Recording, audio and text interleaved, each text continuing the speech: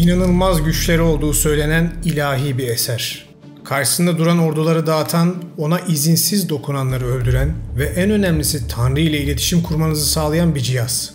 Çağının çok ötesinde bir gelişmişliğe ya da anlatılanlara göre ilahi güce sahip bu cihaz, tarih boyunca yazılmış mitlerde ve efsanelerde hem insanların yüreğine korku salmış hem de merakları kabartmıştır. Peki ahit sandığının kökeni gerçekten ilahi mi? Yoksa antik insanlar ve mitler üstün bir teknolojiyi ilahileştirerek mi bize anlattılar? Ve eğer öyleyse bu üstün teknolojinin kaynağı ne? Gelin tarihin sisli derinliklerine inelim ve gerçekleri birlikte bulalım.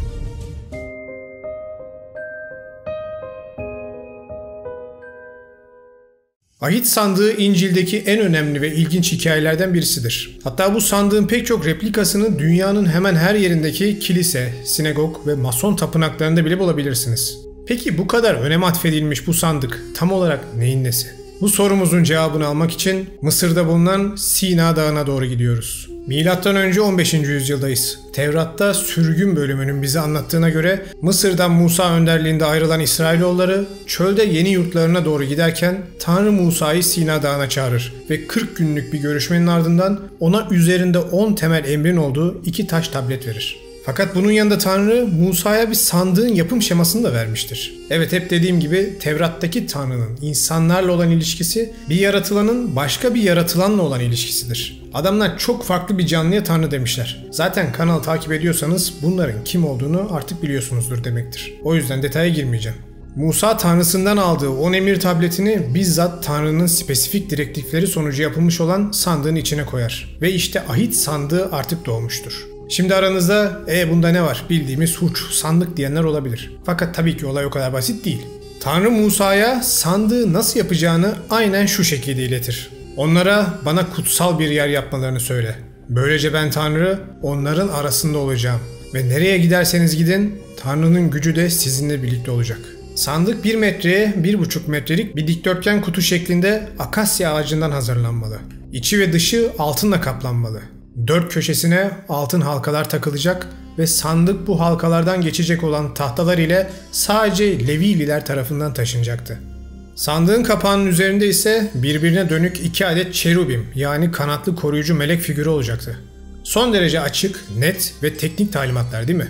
Koca varoluşu ol deyince olduracak güce sahip bir varlık için çok sığ bir mevzu. Ayrıca neden kadiri mutlak yaratıcı, dünya gezegeninin çöllerinde dolaşan bir kavimden kendisine orada oturmak için bir taht yapmasını istesin ki? Tanrı'nın isteği doğrultusunda sandık yapılmış ve İsrailoğulları Mısır'dan yeni yuvaları olacak Kudüs bölgesine doğru 40 yıl sürecek yolculuklarına başlamışlardır. Ve sandık da bu süre boyunca büyük bir hassasiyet ile taşınıp onlara eşlik eder. Tabii bu hassasiyetin detaylarına inmemiz büyük önem taşıyor. Çünkü tüm bu taşıma önlemleri ve bu kurallara uymayanların başına gelenleri incelediğimizde karşımıza devasa bir gerçek çıkıyor. Ahit sandığının sıradan bir sandık değil, aslında bir koruma yapısı olduğu gerçeği. Peki sandıkta ne mi saklanıyordu? Saklanan şey her neyse spesifik olarak belirtmek zor. Ama bildiğimiz net bir gerçek var ki o cisim kesinlikle son derece radyoaktifti. Uzun yıllar süren seyahat boyunca sandığı bizzat Tanrı'nın emriyle belirli bir kavmin taşımakla görevlendirildiğini biraz önce size bahsetmiştim. Levililer. Peki kim bu adamlar? Ne gibi özellikleri var da sandığı taşıyabiliyorlar? Öncelikle Levililer sandığı taşırken her daim üzerini bir bez ile örterlerdi ve ona baş rahip dışındaki Levililerin bakması katiyen yasaktı. Sadece bu da değil. Ahit sandığının insanlardan her daim en az yarım kilometre kadar uzakta özel olarak hazırlanmış ahşap bir iskelete sahip, üzeri bölüm bölüm metal plakalar ve bezle kaplı bir çadırda tutulması gerekirmiş. Gitgide merakınız artıyor değil mi? Sizi biraz daha yükselteyim. Bu izole çadırın içine sadece tek bir Levili'nin girmesine izin verilirdi ve giren kişi özel bir kumaştan yapılma uzun bir elbise giyer, göğüs bölgesini ve genital bölgesini özellikle koruyan bir metal plaka takar ve üzerinde zil takılı bir ip ile dışarıdaki Levililer tarafından kontrol edilirdi. Zil ses çıkardığı sürece sorun yoktu. Belli ki içerideki görevli hareket etmektedir. Fakat zil aniden durursa işte o zaman Levili'nin öldüğü anlaşılır ve ip çekilerek beden dışarı çıkarılırdı. Artık tüm bunlar aklınızda iyice bir fikir yaratmıştır. Ama son dokunuşu yapıyorum. Sandığa izinsiz dokunanların ya ani bir parlama ve ses ile öldükleri ya da daha beteri acılar içinde hastalanıp çürüyerek öldükleri söylenir. Tüm bunlar bize 2 temel doğa gücünü gösteriyor. radyasyon zehirlenmesi ve elektrik enerjisi. Ahit sandığına istediğiniz yorumu getirin ama şu kesin ki bu şey ve içinde sakladıkları her neyse belli ki radyoaktivite kaynaklı bir elektrik üretebiliyordu. Bu net bir gerçek. Peki olayı biraz daha detaylandırmaya ne dersiniz? İsrailoğulları seyahatleri sırasında meşhur Jeriko şehrine gelirler ve Tanrı onlara burayı fethetmelerini söyler. Lakin Jeriko'nun surları devasadır. Tanrı ahit sandığı aracılığı ile kavme bir mesaj gönderir ve şehir surlarının çevresinde dolaşmalarını söyler. İsrailler 6 gün boyunca şehir surlarının etrafında tur atar ve 7. günün şafağında doğuya bakarlar ve onu görürler.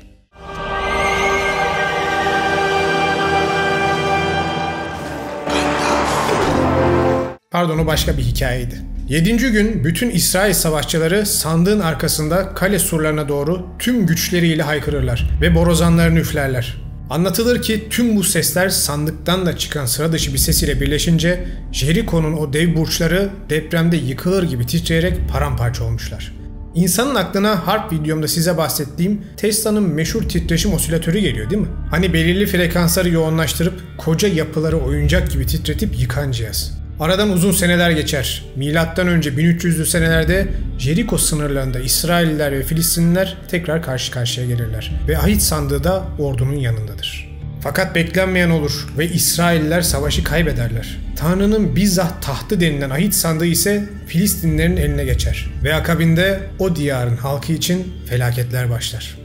Halk bu büyük ganimeti hemen kurcalamaya ve şehirlerinin merkezinde saklamaya başlarlar. Fakat kısa zaman sonra deride çıkan yaralar ve hızlı yaşlanma olarak adlandırılan hastalıklar baş gösterir. Nitekim sandık hangi Filistin şehrine gönderilirse gönderilsin hep aynı hastalıklar halkı kırıp geçirir. Tabii bir süre sonra Filistinliler bunu Tanrı'nın bir laneti zannederek sandığı sırf İsrailoğulları tekrar bulsun diye öküzlerin çektiği bir arabaya koyarak Bet Şemeş köyüne doğru gönderirler. Bu olay mitlerde Tanrı'nın mucizesi olarak geçer. Halbuki aranızda Çernobil felaketinde görev alan işçilerin başına gelenleri okuyan varsa bunun birebir aynı şekilde bir radyasyon zehirlenmesi olduğunu anlamışlardır. Hep diyorum, tekrar diyeceğim.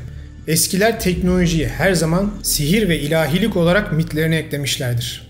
Günümüzde çok inanan bunu Tanrı'nın Filistinlileri cezalandırması olarak gösterir. Halbuki Tevrat bile bu tezi çürütür. Çünkü sandık öküzlerin çektiği araba ile İsrail topraklarındaki Bet Şemeş köyüne varınca halk coşku ile onun yanına koşarlar ve ona bakarlar. Tabii sandık ilahi değil, teknolojik bir makine olduğu için İsrailli olmalarına rağmen o 70 kişinin de ölümüne sebep olur. Akabinde Levililer hemen gerekli tedbirleri alarak sandığı yeniden sağlama alırlar. Sandığın bu teknolojik yapısına belki de en güzel örnek bizzat sandığın baş rahibi olan Musa'nın kardeşi Aron'un hikayesidir. Aron ve 2 oğlu adak adamak için sandığa doğru yaklaşırlar. Fakat Tevrat'ta da yazdığı gibi Nadav ve Avihu Tanrı'nın emretmediği şekilde sandığa yaklaşırlar. Ve o an sandıktan çıkan 2 parlak kıvılcım bu 2 gencin burnundan girerek onları yere yıkar. Vücutlarında hiçbir hasar yoktur ama bedenleri sanki içten pişmiş şekilde hayatlarını kaybetmişlerdir. Şimdi düşündüğümüzde bu gerçekten ilahi bir cisim olsa neden ona inananları da öldürsün ki? Ayrıca hikayelerde bize anlatılan tüm ölüm ve hastalık şekilleri karşımıza hep radyoaktif enerjiyi çıkarıyor. Hatta araştırmalarım sırasında şöyle ilginç bir bilgiye de denk geldim. Biliyorsunuz hikayeye göre Musa İsrailoğullarını Mısır'dan çıkardıktan sonra onların gitmesine izin veren Firavun bir anda fikir değiştirip koca ordusuyla birlikte kölelerin peşine düşüyor. Şimdi bu adam hangi akla hizmet kölelerin peşine düşmüş ki diye düşünüyor olabilirsiniz. Sonuçta giden gitsin arkadaş, koca ülke bunlara bağlı değil ya. Ve evet haklısınız, burada mantığa uymayan bir şey var. Kimi teorisyenler Musa'nın Mısır'dan ayrılırken oradan son derece önemli bir cismi çaldığını söylerler.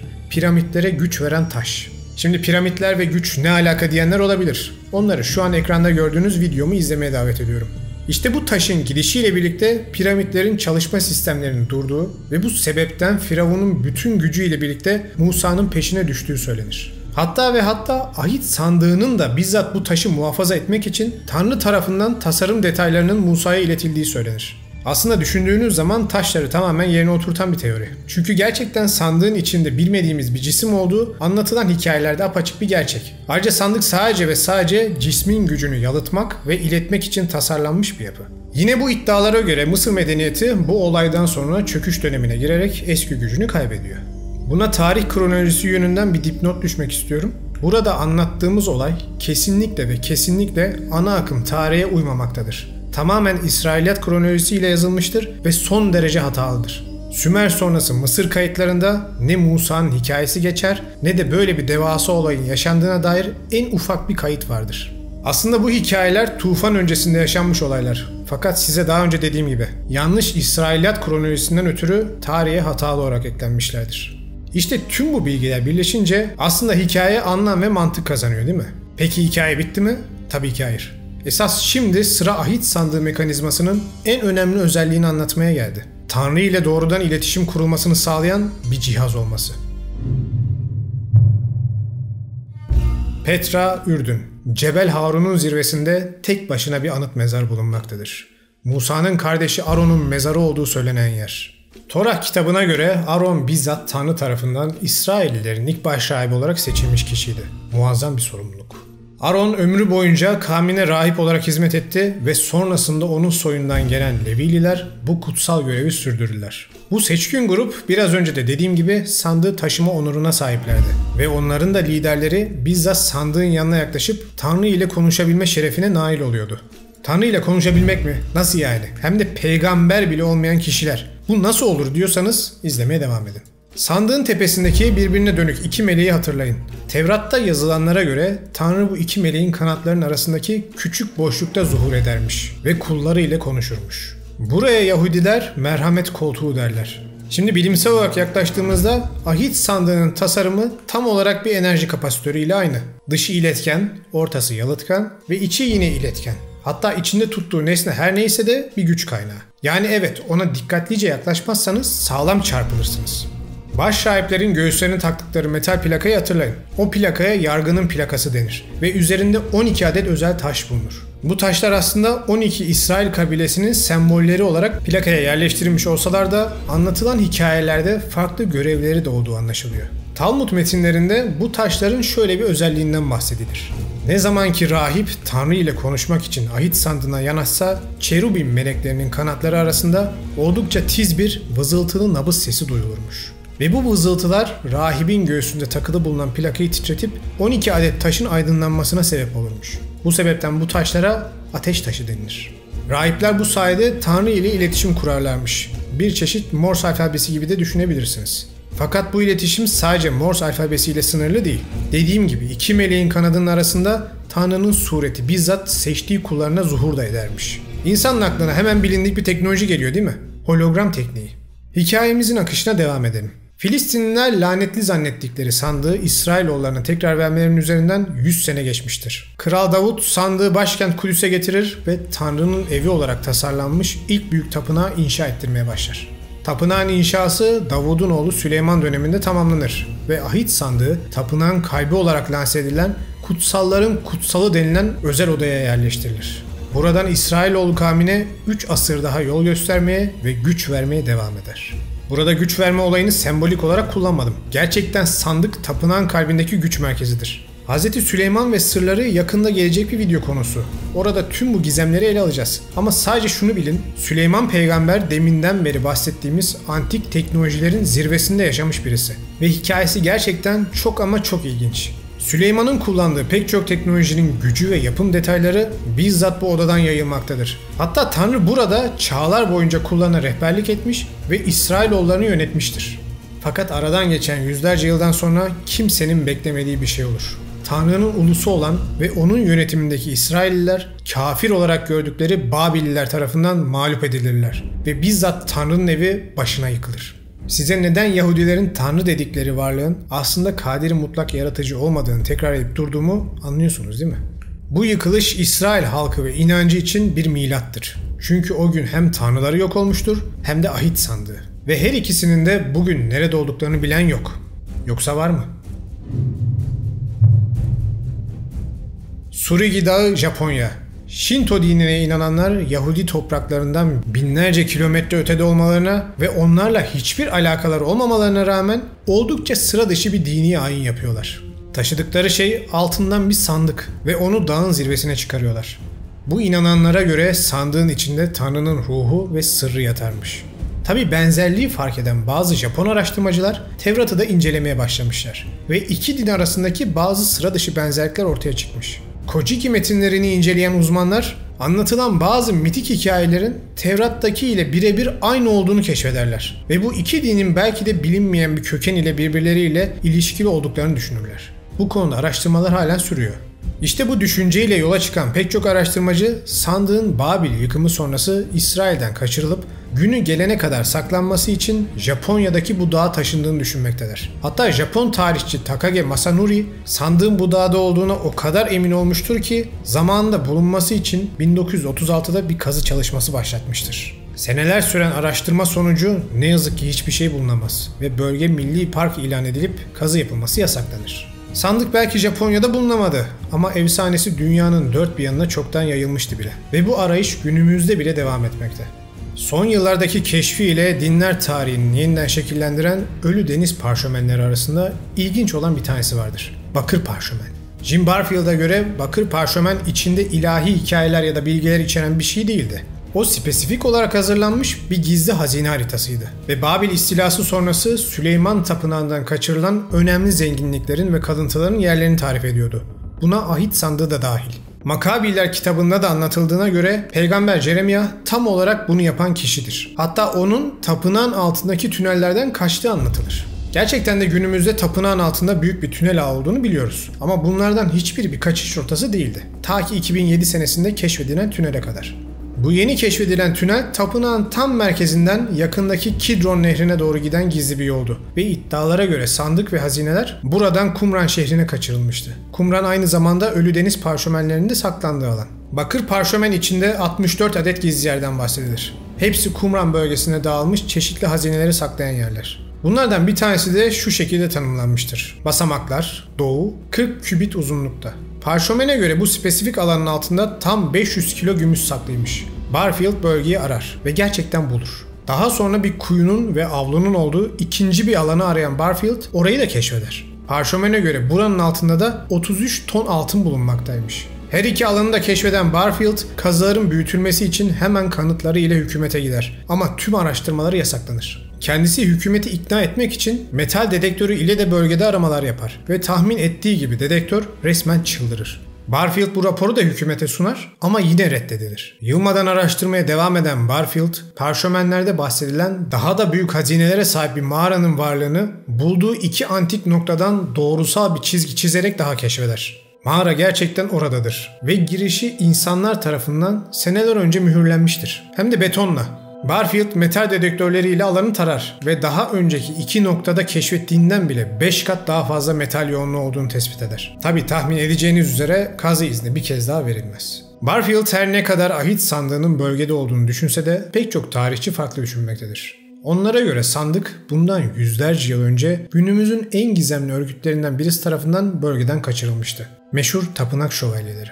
Haçlı seferleri esnasında Kudüs'ün yağmalanmasından sonra piyasaya ilginç bir örgüt çıkar. Kendilerine tapınak şövalyeleri diyen, bir anda akıl almaz bir zenginliğe erişmiş ve kendilerini ikinci tapınağın altında buldukları gizli ilimleri korumaya adamış bir grup. Efsanelere göre bu örgüt tapınağın altındaki gizli odalarda hem zenginliklerinin kaynağı olan altın ve değerli taşları hem de inançlarının kaynağı olan el yazmalarıyla ahit sandığını bulmuşlar ve Fransa'ya getirmişler. Yüzyıllar boyunca kurdukları bankacılık sistemiyle zenginliklerine zenginlik katan tapınakçılar nihayetinde kendilerine aşırı derecede borçlu olan Fransız kralı Philip tarafından Vatikan'ın da desteğiyle yakalanmış ve yakılmışlardır. Ödeyemediğiniz borcu kapatmak için uç ama verimli bir metot. İşte bu olaydan sonra dedikodular alır yürür. Kimileri bu kıyım esnasında ahit sandığının tapınakçılar tarafından İskoçya'ya, oradan Amerika kıtasına, Oak adasına filan gittiğini söylerler. Kimileri de Etiyopya'da saklandığını söylerler. İşler iyice çorba olur. Bu bilgi karmaşasını bir kenara koyup şöyle bir soluklanırsak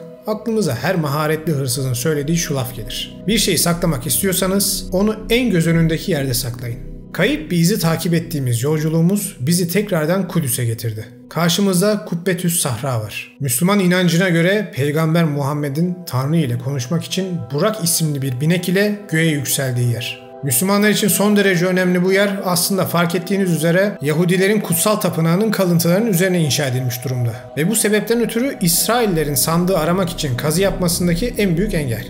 Fakat 1981 senesinde birisi bu engeli deldi. Batı duvarının en yüksek hahamı olan Rabbi Yehuda Getz, küçük bir grup ile birlikte alanda gizli ve yasak bir kazı yapmaya başladılar. Tesadüf eseri mabette bulunan Müslümanlar tıkırtı seslerini duyunca polise haber verirler ve gizli kazı çalışması yapan grup baskına uğrar. Tabii ortalık günlerce karışır, sinirler gerilir, kavgalar çıkar. Neyse ki olaylar daha fazla büyümeden polis işe el koyar ve tünel mühürlenerek kapatılır. Fakat Rabbi Getz her zaman sandığı bulmalarına sadece birkaç metre kaldığını söylemiş, Yahudilerin bu görevi tamamlaması gerektiğini belirtmiştir. Peki bu gerçek olabilir mi? Ahit sandığı gerçekten yuvasını hiç terk etmedi mi? Bazı teorisyenlere göre bunun cevabı evet. Hatta bunu çok ilginç bir olaya bağlıyorlar. Bölgede son yıllarda sıklıkla görülmeye başlayan UFO'lar.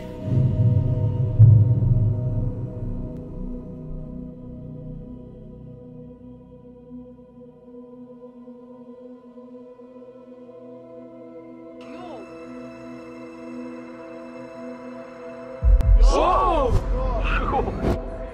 2011 senesinde Kudüs'te Kubbetü Sahra üzerinde görülen UFO büyük bir sansasyon yarattı. Buna inanmak ya da inanmamak da tabii ki sizin tercihiniz. Ama deminden beri anlattığım ahit sandığının köken hikayesinden sonra aslında çok da fantastik bir olay değil mi? Yahudi inancına göre de burası çalıştığı dönem boyunca Tanrı ile insanlığın görüşme alanı olmuş. Yani açıkçası bu UFO görüntüsü gerçekse bile beni şaşırtmaz. Aslına bakarsanız benimle beraber milyarlarca insanı da şaşırtmaması lazım. Çünkü bizzat bunun olacağına inanıyorlar. Bu binlerce yıllık bir kehanet. Zekeriya kitabında çok ilginç bir kehanet vardır. Buna göre vaat edilen zamanda Kudüs'te çok büyük bir deprem olacaktır ve Zeytin Dağı ikiye ayrılacaktır. Kitap bu depremin yerin altından gelecek bir tür sonik titreşim ile olacağını bize anlatır ve akabinde sandık meleklerin yardımı ile yeniden ortaya çıkacaktır. Titreşim olayı malum Jeriko surlarının yıkılması olayında da karşımıza çıkmıştı. İlginç bir tesadüf olmuş. Tabi sandığın yeniden çıkışını belki normal bir şey olarak görüyor olabilirsiniz ama aslında kıyametin başlangıcının işaretidir. Yahudi inancına göre sandık bulunup Süleyman Tapınağı 3. kez inşa edilince Tanrı oraya tekrar gelecek ve iyilik ile kötülük arasındaki son savaşı başlatacaktır. Hristiyanlar bunu İsa'nın yani Mesih'in yeniden gelişi diye adlandırırlar. Kimi İslam hadislerinde de bu olay Mehdi'nin gelişi olarak anlatılır. Yani kısaca olayın özü seneler boyunca İsrailoğullarına yol göstermiş, video boyunca size anlattığım o tanrı uzaylı karakter ile yeniden iletişime geçmek ve onu bir kez daha dünya yönetimine getirmek için hedeflenmiş bir misyon. Yahudi inancının zirvesi işte tam olarak budur. Üçüncü tapınağın inşası ve Tanrı'nın dönüşü. Ya bir kişi de çıkıp koca yaradan her yerdeyim diyor, sizin ruhunuzdayım diyor. Tüm bu felsefeyi çöpe atıp gerçekten bir tapınak yıkıldı diye dünya ile iletişiminin koptuğuna mı inanıyorsunuz siz arkadaş demiyor galiba. Cidden bu kadar bilgiden sonra bu sorunun cevabını bizzat siz verin. Gerçekler o kadar açık bir şekilde ortada ki daha fazla kanıt sunmaya sanırım gerek kalmamıştır. Sonuç ne olursa olsun bu fanatik ideolojiler ve yozlaşmış inançlar ki bunu sadece Yahudilik için demiyorum gerçekten insanlığın kıyametini getirecek gibi gözüküyor. Bu videoyu hazırlarken aklımdan hep aynı şey geçip durdu. Umarım ahit sandığını ne Müslümanlar, ne Yahudiler, ne de başka birisi bulmaz. Umarım sandık çoktan parçalanmış ya da denizin dibini boylamıştır. Ben şahsen insanlığın şu an böylesine bir teknolojik güce hazır olduğunu düşünmüyorum. Belki ileride bir gün birbirimize, inancımıza karşı daha anlayışlı olduğumuz, dogmalardan ve sembolik kavramlardan kurtulduğumuz bir gelecekte bu sandığı bulursak, işte o zaman insanlık için bir tehditten ziyade bir fırsata dönüşebilir. Videoyu izlediğiniz için teşekkür ederim. Konuyu elimden geldiğince ana hatlarıyla anlatmaya çalıştım. Umarım araştırma yapacaklar için faydalı olmuştur. Benzer içeriklerin devamı için videoları beğenip yorum yapıp paylaşırsanız çok sevinirim. Bir sonraki hafta görüşene kadar kendinize iyi bakın.